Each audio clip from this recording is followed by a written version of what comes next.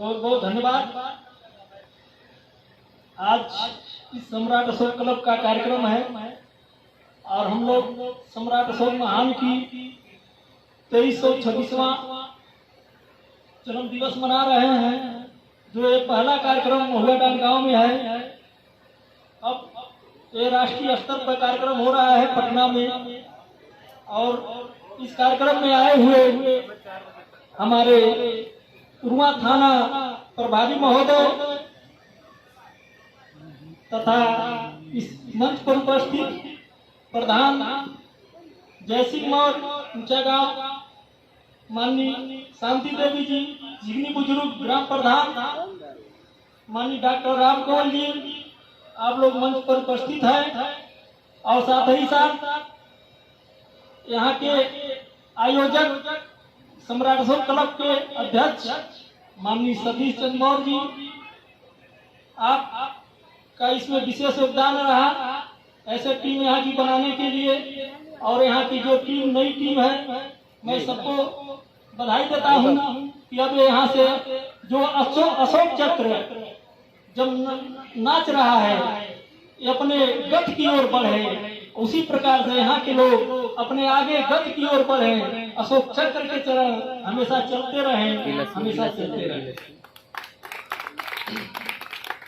आज हम लोग सम्राट अशोक महान की जन्मदिन यहाँ पर राष्ट्रीय ध्वज फहरा करके शुरू किए हैं इस कार्यक्रम में। और सम्राट अशोक क्लब का कहीं भी कार्यक्रम होता है तो सबसे पहले अपना देश ऊपर रहता है, धर्म पीछे रहता है, राष्ट्र ऊपर है, संविधान सर्वोपरि है। इसी को मान सम्मान शुरुआत करके सम्राट अशोक क्लब अपना कार्रवाई आगे बढ़ाता है, क्योंकि बिना राष्ट्रीय एकता अखंडता की बात किए हुए हम एक नहीं रह सकते। जो हमको बांध के रखता है एकता के सूत्र में, उसके लिए हम आजादी के पहले एकता के सूत्र में बंधे नहीं थे, और आजादी के जब मिली हमको तो आजादी में हम लोग एकता के सूत्र में बंध गए। वो भारतीय संविधान के माध्यम से हम लोग बंधे हुए हैं, और अपने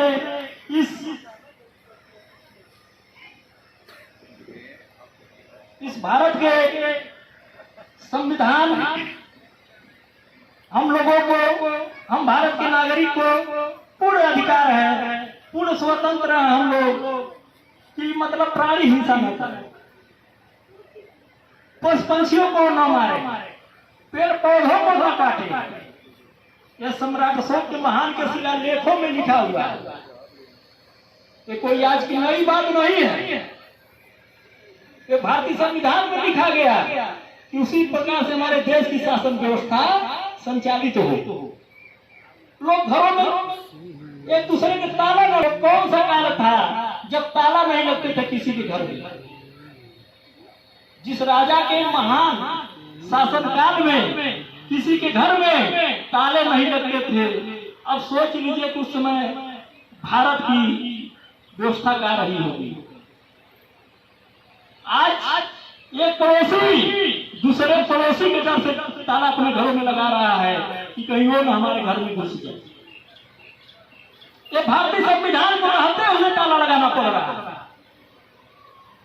कि अगर ताला नहीं लगाएंगे तो चोर हमारे घर में घुस जाएगा। लेकिन तब ताले नहीं होते थे। आज भी जंगल झाड़े में चले जाइए तो कुछ ऐसे लोग जहाँ बसे हैं पर्दों लगा करके अपने झोपड़ी के आगे, कौन है चोरी करे? चोर है या नहीं? उदाहरण के तौर पर आपका एक देश नीदरलैंड, जो उसकी राजधानी है शहर, वो पूरा मतलब नास्तिक देश है, और दुनिया का अंतर्राष्ट्रीय न्यायालय वहां है, और वहां पर अपराध जीरो, वहां की जेलें बंद हो रही है। इसका मतलब वहां पर आदि है या नहीं? कौन किसको पूछने वाला है? सब लोग अपने काम में व्यस्त हैं। यहाँ हम घरों में ताला लगाते हैं, चोरों के डर से नहीं, अपने पड़ोसियों के डर से। एक पड़ोसी लगाया, दूसरे का पड़ोसी दूसरे के डर से लगाया, तीसरा का लगाया, ऐसे ही माहौल बनता चला गया है। इसका मतलब यहाँ के सब ईमानदार लोग नहीं है। तो हमारा भारत का संविधान यह धर्मनिरपेक्ष है। भारत का संविधान धर्मनिरपेक्ष है। किसी भी जाति धर्म का हो वह एकता के सूत्र में रहे, सड़क के बाएं तरफ चले। हिंदू, मुसलमान, सिख, ईसाई बहुत से देश में लोग हैं, लेकिन हमारा संविधान सड़क के बाएं की तरफ चलने की इजाजत देता है। हमारा भारत का संविधान पेड़ काटने की इजाजत देगा। आप अपने मन से काट नहीं सकते, लगा सकते हैं, लेकिन काटेंगे तो संविधान से इजाजत लेना पड़ेगा। अगर काट दिया तो जेल में जाएंगे। ये संविधान में हमारी व्यवस्था भारत में है। मतलब सोड़ी कर कैसे वही ले करके 2000 साल पहले की चीजें भारतीय संविधान में रखी गई है कि कोई घरों में ताला न लगाए,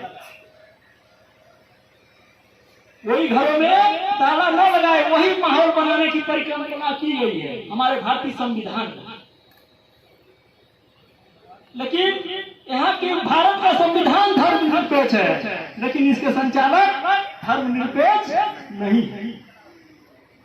इसी नाते हिंदू मुसलमान का वातावरण देश में देखने को मिल रहा है। ये हमारा भारतीय संविधान नहीं चाहता। भारतीय संविधान के अनुसार सभी लोग भारतीय हैं, सभी लोग भारतीय हैं।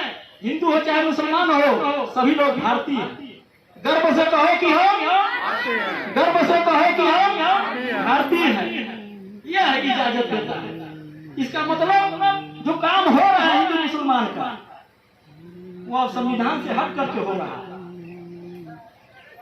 जबकि हमारा संविधान एकता के सूत्र में बांधने का काम करता है सबको।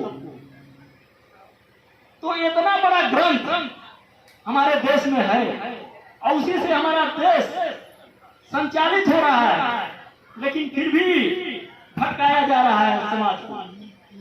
तुम कट्टर हिंदू बनो या तो कट्टर मुसलमान बनो। ये हमारे भारतीय संविधान के खिलाफ है। उसे भारत हमारा कमजोर होगा। सभी लोग, हम लोग हिंदू, मुसलमान, सिख, ईसाई, चाहे किसी जाति धर्म के हो, सभी लोग पहले हम लोगों का नागरिकता भारतीय है। पहले भारतीय है, उसके बाद जाति धर्म। क्योंकि जब जापान वाला जापानी, जापान वाला जापानी कहते हैं, अमेरिका में रहने वाले को अमेरिकन कहते हैं, और भारत में रहने वाले को हिंदुस्तानी कहते हैं। ये हमारे संविधान में नहीं है। हमारे संविधान में हम भारत के लोग, ये प्रस्तावना है पहले शुरुआत में, हम भारत के लोग, पहले हम भारतीय हैं। पहले उसमें हम लोग उस ग्रंथ के अनुसार भारतीय हैं, प्रथम वरीयता। और उसमें यहाँ तक कि वाक संयम, हमारे भारतीय संविधान में वाक संयम ये सबसे बड़ी बात है। वाक संयम, कब क्या बोलना है, किसको कैसे बोलना है। लेकिन आज यहाँ देश में वो माहौल देखने को नहीं मिल रहा है। अपराध बढ़ रहा है। ऐसे माहौल की परिकल्पना नहीं की गई है। एक दूसरे बहन को लोग बहन नहीं समझ रहे हैं। अगर बहन बेटी समझते तो आज आसाराम बाबू जेल में नहीं होते। हमारे भारतीय संविधान का पावर है। ऐसे हम अपने राष्ट्रीय धर्म ग्रंथ भारतीय संविधान का सम्मान करते हैं। मूल कर्तव्य हम लोगों का होगा संविधान के दायरे में अपना जीवन यापन करना, माता पिता की सेवा करना, बड़े बुजुर्गों की देखभाल करना, ये संविधान में। अगर कोई अपने माता पिता को सताए तो भारतीय संविधान हमारा है, पकड़ के जेल में बंद कर देगा। तो उस ग्रंथों को हमको पूजा करना है अपने घरों में। कि वैसा वातावरण हमारे देश में बने। सम्राट अशोक कलब का व्यवस्था है कि लोक कल्याणकारी राज्य स्थापित करना है संविधान के तरह। सब लोग अपने घरों में संविधान का किताब रखें, संविधान की उद्देशिका पढ़ें, उसके अनुसार अपना वातावरण घर का खुद बन जाएगा। जब रहेंगे तो किताबें नहीं रहेगी घर में, तो प्रस्तावना पढ़ेंगे नहीं। प्रस्तावना तो लगभग सबके घरों में होगा। संविधान की प्रस्तावना की किताब सबके घरों में है, ये कौन बताएगा? तो संविधान की जो प्रस्तावना उद्देशिका है वो सबके घरों में है। जो छोटे छोटे बच्चों प्राइमरी में पढ़ रहे हैं सरकारी स्कूलों में, उसमें अंदर लिखा है प्रस्तावना संविधान की उद्देशिका। अगर याद हो, अगर नहीं देखे हैं तो इसमें जाके देखें अपने किताब के अंदर पढ़ने पर। और हम लोग यहाँ पढ़े हमारी संविधान की उद्देशिका, संविधान की उद्देशिका हम लोग पढ़े हैं, क्योंकि उसी में सारा चीज हमारे जीवन की जन्म से मृत्यु तक समाहित। अगर हम मर गए हैं, हमारी लाश फेंक दी गई है, वो कौन देखेगा? वो संविधान जांचेगा, संविधान देखेगा उसको। तो सम्राट अशोक का जो शिलालेख थे पन्नों पर, पत्थरों के पन्नों पर लिखा हुआ लोहे के कलम से, वो हमारे भारतीय संविधान का दस्तावेज। एक एक चीजें लोग कल्याणकारी इसमें है, लेकिन हम क्या है, नहीं कोई देख रहा है तो किसी बहन बेटी को छेड़ दे, नहीं कोई देखा तो किसी बहन बेटी को छेड़ दे।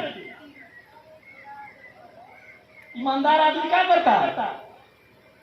ईमानदार आदमी देखेगा, अगल बगल नहीं कोई देख रहा छेड़ देगा।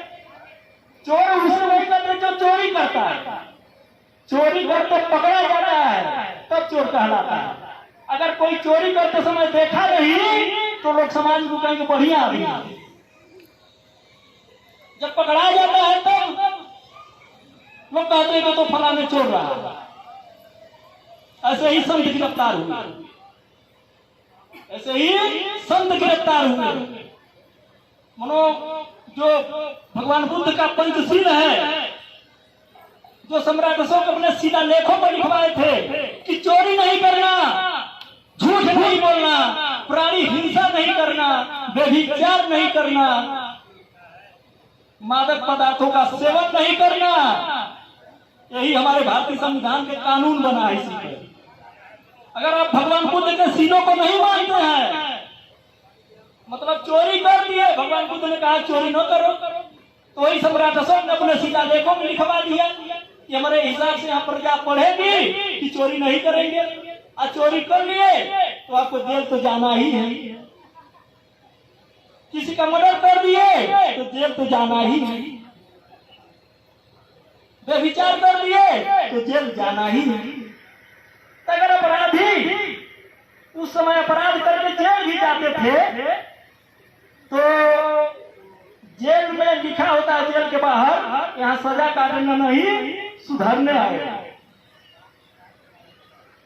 ये सम्राट अशोक का वाक्य, मतलब जब अगर अपराधी अपराध कर दिया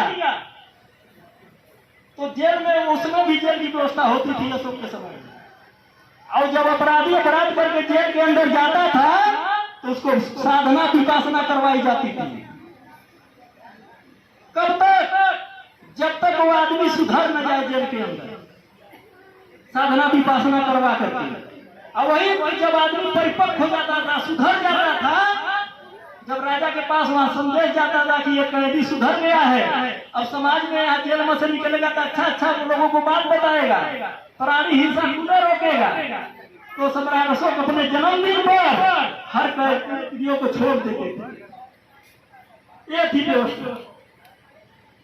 आज वही अगर अपराधी अपराध करके जेल में जाए तो उसको अंदर विपासना साधना की व्यवस्था हो, सुधारने के लिए कि आदमी अपराध करके तो आ गया, इसको सुधारना है कि समाज में जाए तो अच्छा वातावरण फिर बने, गड़बड़ न हो। अरे हमारे भारतीय संविधान की इजाजत है, यहाँ सजा काटने नहीं सुधरने आए, तो कोई अपने मन से नहीं लिखा है। तो ऐसे हमारे मुख्य अतिथि के रूप में थानाध्यक्ष महोदय जी आप आए, अमूल्य समय निकाल करके अपनी कांस्टेबल के साथ सभी लोगों का सम्मान है। बहुत बहुत सम्राट अशोक क्लब राष्ट्र समर्पित संस्था है जो 1996 से काम कर रहा है, संविधान के दायरे में काम कर रहा है, संविधान के भावनाओं को घर घर आप नागरिकों को ले जाके पहुंचाने का काम कर रहा है। तो ऐसे आज सम्राट अशोक क्लब का आयोजन है, आप इस कार्यक्रम में आए, आपका बहुत बहुत स्वागत है। यहाँ की हमारी पूरी टीम स्वागत कर रही है आपकी। और इसी के साथ अपने वाणी को मैं विराम देता हूँ। जय संविधान, जय भारत।